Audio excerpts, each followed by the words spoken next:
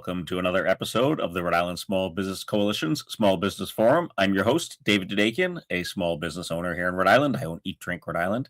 And with us today is Kim Ahern.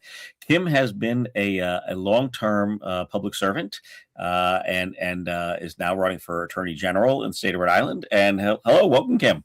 Hey, David, thank you so much for having me. I'm honored to be on. Oh, thank you. It's very nice of you to say. Glad to have you. Why don't we start? Tell the folks listening or watching on YouTube what some of your background. Tell us what you've been up to for. I know there's a long list of things. You've worked for several attorney generals. Yes. I'm sorry, attorneys general. I always do that. Attorneys general. And so please tell us a bit about yourself. Yeah, well, thank you for having me again. I really appreciate it. Long-term fan of the show and the work you do. So I am Kim Ahern, and I'm running for Attorney General. I've been a dedicated public servant to the state of Rhode Island for just over, I think, 17 years now as an attorney, serving in all different capacities. But first, I was a student at Providence College. And after that, I went to Bristol, Rhode Island to go to law school at Roger Williams. And then I've been on my path of service to the state ever since. So my very first role as a lawyer was actually at the Rhode Island Supreme Court. And I was a law clerk to Justice Maureen McKenna Goldberg. And then right from there, I did the thing that I have done the longest in my career and that I love doing, which was being a prosecutor for the Attorney General's office. Like you referenced, I worked for the past three attorneys general, Patrick Lynch, Peter Kim Ahern, and Peter Nerone. And it was an honor to really get to serve in that office for just shy of a decade. And then I went on to work for the last two governors, Governor Raimondo and Governor McKee, in various capacities. And then the thing I was doing most recently before running for office for the very first time was I was the head of a state agency, actually a brand new state agency, the Rhode Island Cannabis Control Commission. So that's a quick snapshot of a very long biography. Yeah. No, that's great. That's perfect for folks listening. I want to touch on the cannabis control because there's a lot of small businesses that have operated in that space now. But before we get to that, why do you want to be Attorney General? Why are you running for this office? Yeah, thank you, David. I'm running because it feels like such a fundamentally important time in our country and our state's history to quite literally get off the sidelines and try to make a difference. And for me, it seems like such a critical time at these intersections of, one, keeping Rhode Island safe, of having a good quality of life, right? For individuals that might be tuning in that own small businesses, that enjoy going out to small businesses, that they feel like this is a state that first and foremost that they're safe in. And then two, I mean, right now, and we could talk about this in a little bit, this administration in Washington, D.C. is really harming our residents, our values, our nonprofits, our small businesses. Yeah. And the Attorney General gets to be the people's lawyer and stand up and fight back. And so for both of those reasons, I feel like I have the right background and the right experience to lead the Office of Attorney General. It does seem, anyone who really pays attention knows how important an attorney general role is. But it does seem like right now, with all these suits that are going on with multiple state attorneys generals combining, there's a lot of positive momentum behind the role and what they're trying to achieve. How do you see? Obviously Peter Nerone is term limited. He can't run again. So I don't want you to be critical of him, but, or you can be if you want to be. I don't care. It's up to you. But how do you see, transitioning from someone who's been here for 8 years and has done a lot of, in my opinion, really great work to a new attorney general? Yeah, he's been a real advocate for so many Rhode Islanders. And I think, I've been through actually several transitions at the highest levels of state government, right, and also at the Attorney General's office. So I think that first and foremost, I'm used to that. I've done that many times in my career, transitioning between each of the AGs or the governors that I worked for. And I think for me, it comes down to just being my own person, being my own leader, building a team, and really kind of getting the important mission of the Attorney General's office out to the state of Rhode Island. I think, like you said, the Attorney General currently has done a great job of that. And I would continue a lot of the work that you were just referencing. But I really do think that the first and most important job of the Rhode Island Attorney General is to keep us safe, and to keep us safe, not just from violent crime, but to keep us safe from federal overreach in Washington, D.C. And so that would certainly be my focus in leading the office. I mean, it's certainly, keeping safe part. We had some attention drawn to it recently, unfortunately, with the tragedy of Brown. Yes. I think, that affected a lot of small businesses in the area. In fact, I was just talking to a few over the weekend, telling me some stories about what happened in that area. how do you see, the attorney general's role impacting small businesses and affecting small businesses, because it can be kind of all over the place, because it is a statewide office. I don't mean that in a good way, not a bad way. But where do you see it fitting in with small business? No, it is all over the place. I think that's a great description, because when I talk about running for attorney general, I'm out talking to as many voters as I can. I'm always cognizant of that. In the short time that I have someone's attention span, I probably cannot go over all the really important hats that the attorney general wears. Right. And so I think that's an apt description. And so first, I live in Providence. My kid goes to public school not far from where that horrific shooting took place, and lived through that experience first and foremost just as a parent, being very troubled, being very concerned as to what was going on in that week in December. And so I think the answer your question first, like what we saw that month, in particular, the press conferences, was really the attorney general being the chief law enforcement officer, right? Yeah. What I was saying earlier, the most important job of the Rhode Island attorney general, we saw it on display with Peter's leadership in that awful, tragic situation. And so just a little bit more about my background. My background is as a criminal prosecutor. I prosecuted over 1,000 criminal cases for the state of Rhode Island, including cases like murder cases, like sexual assault, like domestic violence, and cases involving special victims and vulnerable victims of crime.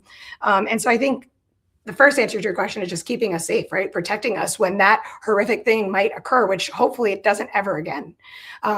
Two, you've referenced kind of like, of course, the number of businesses, and we experienced that here. A lot of people didn't want to go out that week. Right. We had a number of events that we were supposed to have that were, shifted for various reasons because of that. And so, I feel for the businesses, especially during the holiday season, when they might be relying on not just getting their business out there, but also being able to support their employees, right, and their families. And so I think the attorney general can be an advocate for them.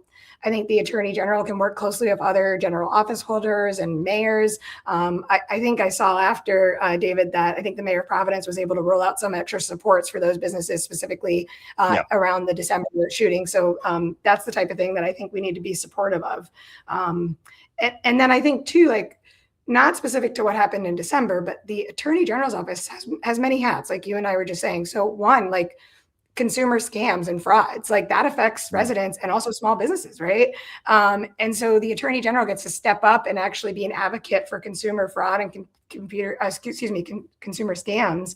And I think kind of all of those hats, like you said, are really important to balance when you're talking about the breadth that the office has. It's fascinating to watch the world of fraud and scams from a small business perspective over the last few years. It's only gotten worse in many cases.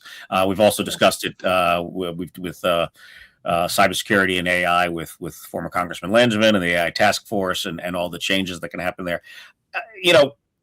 Thinking of technology, just, recently, dozens, if not hundreds of us across the state started getting spam text messages saying we had a parking violation in Providence, or summons, right? A summons to come down.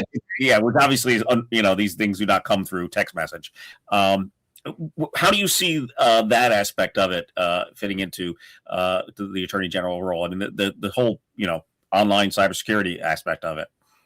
Yeah, it's spot on. I got that text message too, and thankfully, like, I'm an informed, I think, individual, and I saw a number of notices go out from the attorney general's office or from the mayor's office or from the Providence police, right, telling us it was a scam. And so I think just being able to do things like this, right, being able to have a point of contact with local media, with local press, with being able to share so that folks are first and foremost informed. And not everybody is like as close of a consumer as news. And so I think you need to go into places that maybe aren't traditional consumers of news and making sure you're sharing far and wide about these scams, and to be hyper vigilant. I'm very concerned when we talk about these scams about older population, senior population, aging population that might not know. And so I think if I'm the next attorney general, I'm going to go above and beyond, right? Doing workshops and clinics across the state and into communities in particular, into kind of like senior housing, right? And making sure they know that our office is a place that they can trust, be a trusted source to know whether or not something is legitimate or if it's scam. Well, you certainly have your work cut out for you, continuing Peter's role in communicating.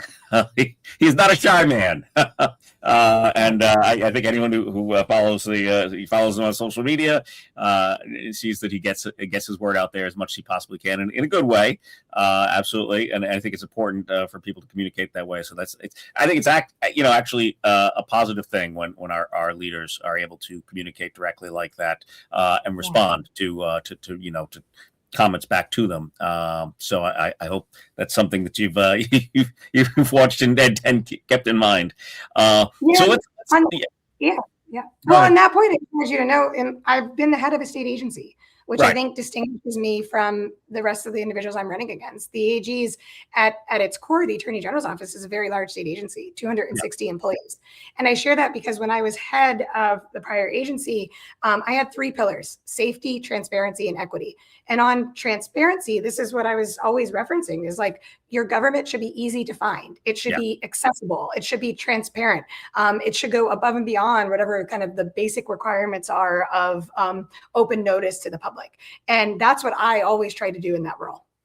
Yeah, well, I think Rhode Island, we have that advantage, over a lot of places because of our size and because of how everyone knows each other. So in this state. Yeah.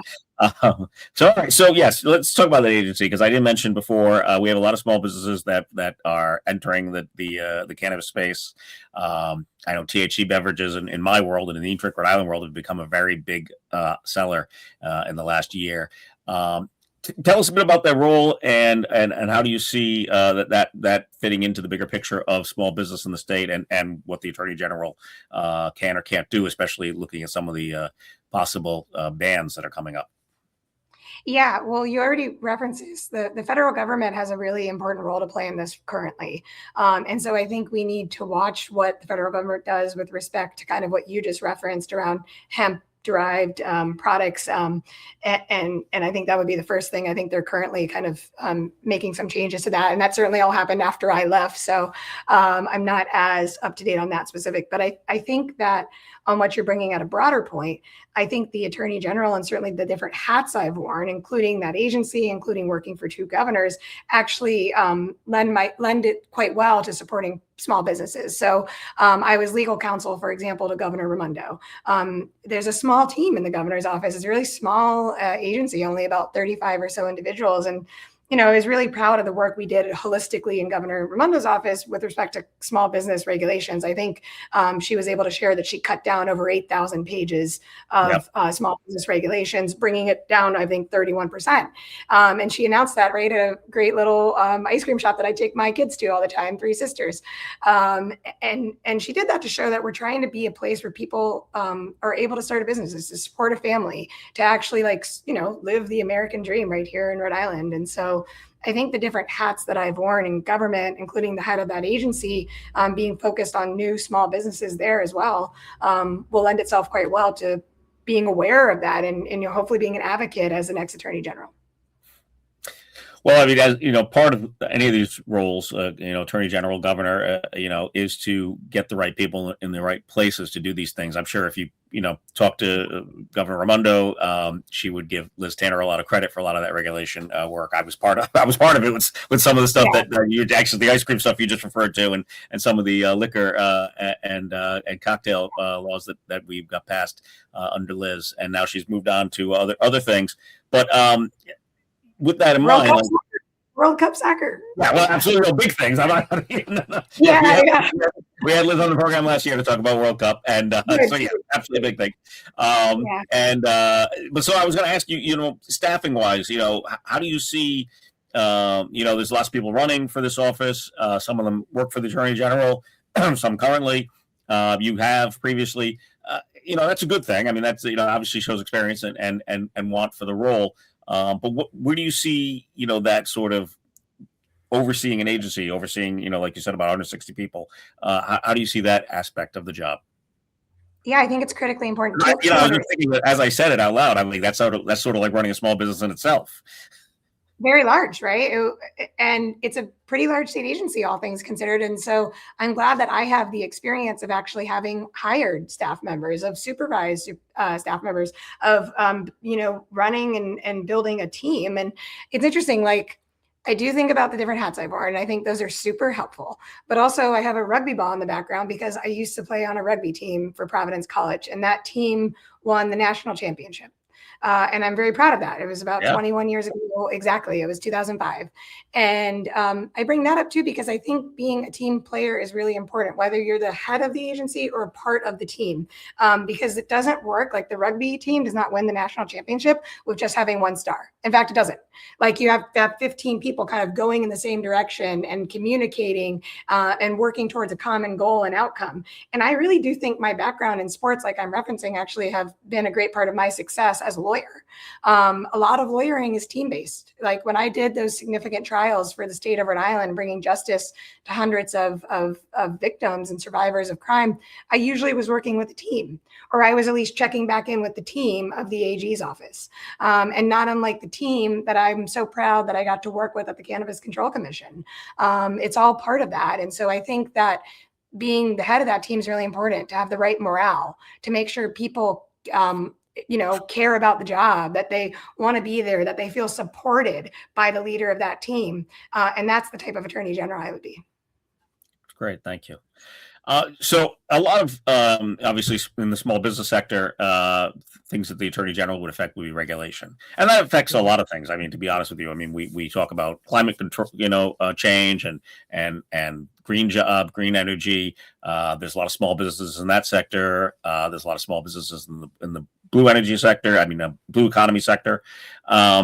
What are there particular regulations or things that you've seen over the last few years that you think might be a good way to help our small business community here, or things you could fight against for our small business community here? That's a really good question. I would say this. So I've actually been part of a regulation making process, right, at the commission. Yeah. And two things that I'll take away from that experience to answer your question are, one, I used to say this routinely to my staff.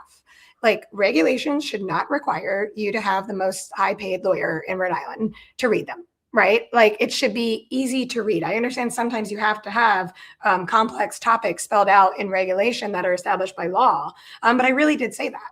And then if it had to be a complex topic, then at least it should be digestible in other forms, right? So that you have a staff that actually answers questions, good customer service, or guidance documents that help small businesses sort through sometimes hundreds of pages of regulation that have to be there for lots of reasons, including sometimes public health and public safety. Right.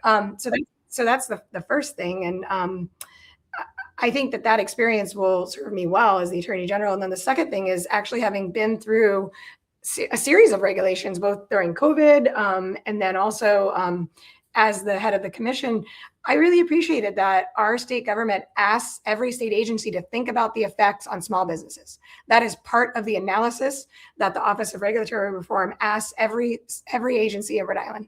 And is that sometimes maybe frustrating to some agencies because they don't think it directly impacts them? Yeah, it probably is. But I think it's critically important because we're asking the question and we're having to go find the answer. And finding the answer means meeting with you, meeting with, your constituencies, or having people around a table and actually talking about what could work and what can be effective. Excellent. No, thank you. That's a very clear point. That's great to hear. So this has been a great conversation. I really appreciate your time today. Thank you. Is there anything we didn't touch on that you'd like to mention? Well, I was going to ask you. I thought you were going to ask me what my favorite restaurant is right now. Oh, I don't get into that because, we start picking favorites in this state. You start getting in trouble. I was watching something here. Yeah, you're like, we don't have enough time to go over this. Yeah. Yeah, we can spend hours alone on that. Yeah. No, this was wonderful. And I just really appreciate you having me on. And I'm looking forward to supporting our small businesses as the next Attorney General. Thank you very much. So, Kim Ahern, we'll obviously link up your website, social, and all that down in the show notes. So if you're watching this on YouTube, that's all down there. And if you're on a podcast platform, make sure you check the notes for all the links. The primary is it's supposed to be September 8th, but it's supposed to get moved to September 9th. We haven't seen that move yet, so make sure you watch for the primary date. Either September 8th or 9th, probably the 9th is what it looks like it's going to end up being. So vote, make sure you're registered to vote, and make sure you vote on September 9th. Kim, thank you very much for your time today. We really appreciate it. Thanks, David. Have a great day. You too. Take care. Bye. Thank you again for watching. We always appreciate likes, subscribes, comments, all those things you're supposed to do on the YouTube. Share the show. Make sure you vote. Make sure you're registered to vote. And until next time, thanks as always. Take care.